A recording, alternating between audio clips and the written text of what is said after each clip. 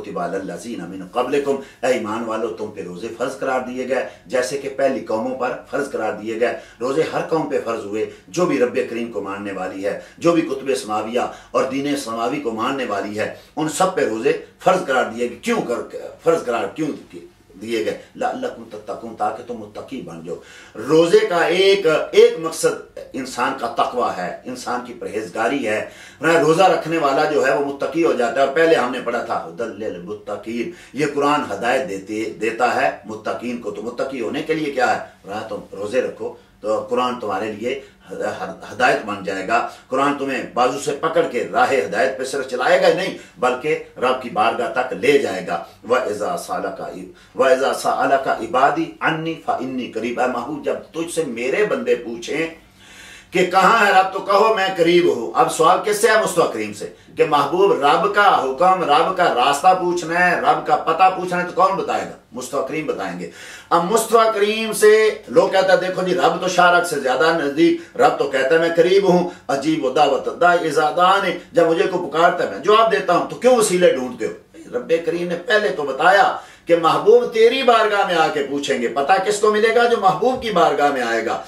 अब रब सुनेगा, अब रब को पुकारिए तो अब रब देखेगा, अब रब सुनेगा। लेकिन सवाल क्या पे महबूब पहले तुझसे पूछे, जो तुझे छोड़ के रब का पता ढूंढने निकले। तो फरमाया ऐसा नहीं होगा।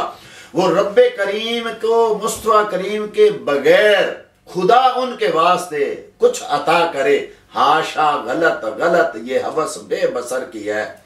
तो फरमाया महबूब तुझसे पूछेंगे तो फिर मेरा पता बताना। अब जो तेरे वसीले से आएंगे फिर उनकी हर दुआ को मैं कबूल करूंगा। फल यस्तजीबू ली, अब वो मुझे पुकारे, मैं उनको जवाब दूं, मैं उनके कबूल करूं। वाले युमिनु बी, अब वो मुझ पे ईमान लाएं। लअल्लकुम यरशदून, ताकि वो राह पा जाएं। तो फरमाया कि ये असल में दुआओं की कबूलियत, इबादत की कबूलियत, तौहीद की कबूलियत कैसे? कि जब मुस्तफा करीम से पूछा जाए महबूब इसका तरीका। आजकल बहुत लोग हैं कुरान तो पढ़ते हैं लेकिन हदीस का इनकार करते हैं, रब करीम की तौहीद को मानते हैं लेकिन रसालत से दूर भागते हैं। फरमाया ऐसे नहीं, महबूब जो तेरी बारगाह में आके पूछेगा, जो तू उनको मेरा पता बताएगा, तो अब वो जो भी मांगेंगे मैं उनको अता करूंगा। अब जैसे भी वो मेरी बारगाह में आएंगे महबूब मैं उनकी झोलियां भरूंगा। तो ये है मुस्तफा करीम सल्लल्लाहु ताला अलैहि वसल्लम के बताने का तरीका। और जब वो बताएं तो फिर मुस्तफा करीम सल्लल्लाहु अलैहि वसल्लम के सदके से जो करते जाओगे रब करीम कबूल करता जाएगा। अब एक मुआशरे के सिलसिले में जो है रब करीम एक इरशाद फरमाया, वला तनकिहुल मुशरिकाति हत्ता युमिन, ना शादी करो, ना निकाह करो किसी मुशरिका औरत से जब तक कि वो ईमान ना ले आए।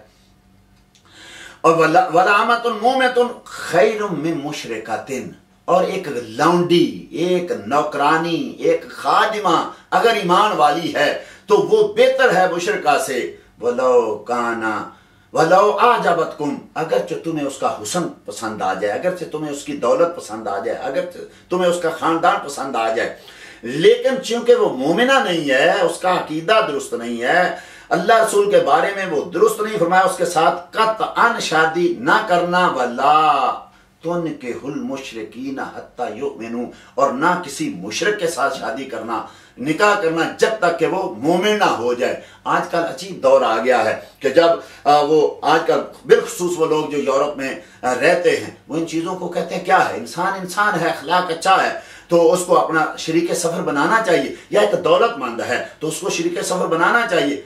सारी दौलत एक तरफ, सारा हुस्न एक तरफ, सारा जमाल एक तरफ, सारी इज्जतें एक तरफ, अगर ईमान नहीं है तो तुम्हें अगरचे पसंद भी है, फरमाया खबरदार कतन उसके साथ ना लड़की लड़के मुशरिक के साथ शादी करे, ना लड़का मुशरिका लड़की के साथ शादी करे। वाला अब्दुन मोमिनुन खैरुम मिन मुशरिकिन, एक गुलाम मोमिन चाहे रंग का काला हो, चाहे वो नस्ब के लिहाज से कम तर हो, वो तुम्हारे लिए बेहतर है उससे कि जो मुशरिक है, अगरचे तुम्हें वो अच्छा लगे। क्यों? उलाइका यदऊना इला नार, वो तुम्हें जहन्नम की तरफ बुला रहे हैं।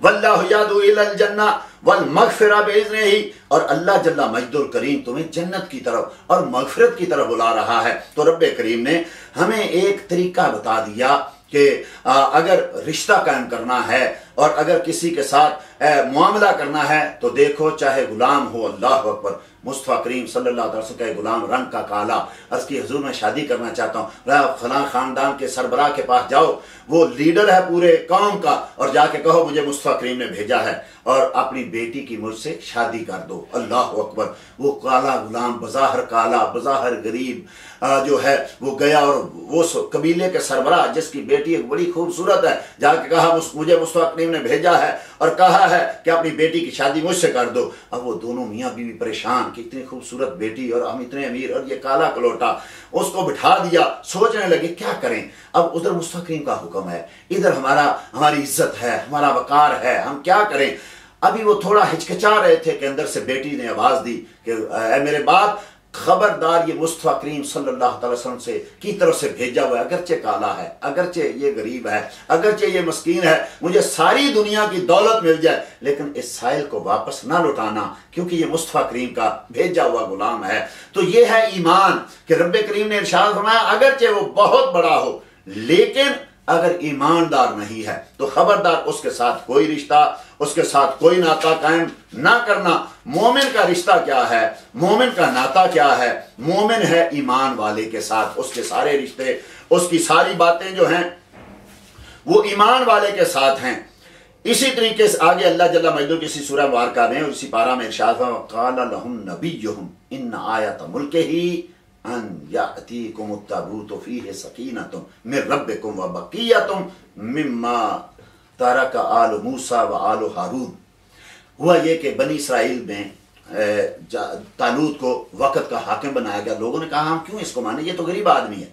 तो फरमाया उसको तुम्हें इल्म में फजीलत दी गई है, जिस्म में फजीलत दी गई है। इंसान देखिए, जब हज़रत आदम को देखा, फरिश्तों ने इनकार किया तो रब्बे करीम ने हज़रत आदम को अस्मा का इल्म दिया।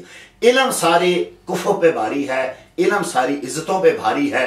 तो यहाँ रब्बे करीम ने फरमाया मैंने उसको इल्म दिया और उसकी बादशाहत का जो है सबूत क्या है, फरमाया वो ताबूत आएगा। ताबूत क्या है, वो रब्बे करीम की तरफ से एक ताबूत है, एक संदूक है, उसमें मुख्तलिफ अंबिया इकराम की जो हैं बकिया यानी बकिया चीज़ें रखी हैं। हज़रत मूसा अलैहिस्सलाम का आसा था, हज़रत हारून अलैहिस्सलाम का इमामा था, उसको फरिश्ते उठा के लाएंगे। तो मालूम हुआ कुरान करीम ने ऐसी चीज़ें जो औलिया, जो अंबिया की बकिया चीज़ें हों, वो बतौर तबर्रुक और दुआओं के कबूल करने के लिए रब्बे करीम ने उसको बयान किया।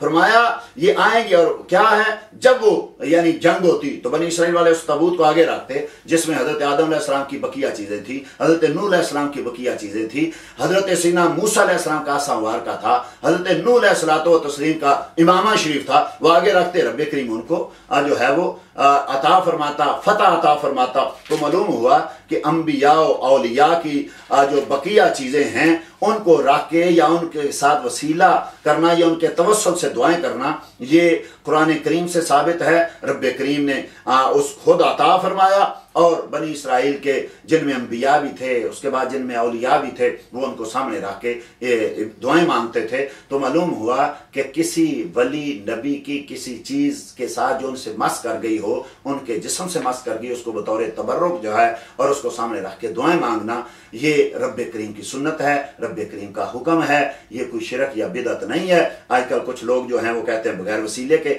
अब रब्बे करीम ने ये जो पूरे का पूरा वाक़या बयान किया है तो कुरान का ये तरीका है, उलमा ने बयान किया कि जिस चीज़ का कुरान बयान करके रद्द ना करे वो मोमिनों के लिए भी सुन्नत करार देता है। तो जब पिछले अंबिया इकराम की चीज़ों के साथ वसीला करना जायज़ है तो यकीनन मुस्तफ़ा करीम सल्लल्लाहु अलैहि वसल्लम की बकिया चीज़ों के साथ रब्बे करीम की बारगाह में दुआ करना ये कुरान करीम से साबित है। दुआ करें अल्लाह जल्ला मजदुल करीम कुरान पढ़ के समझ और उस पर अमल करने की तौफीक अता फरमाए। आइंदा प्रोग्राम तक के लिए इजाज़त दीजिए। फ़ी अमानिल्लाह, अल्लाह व रसूलुहु के हवाले।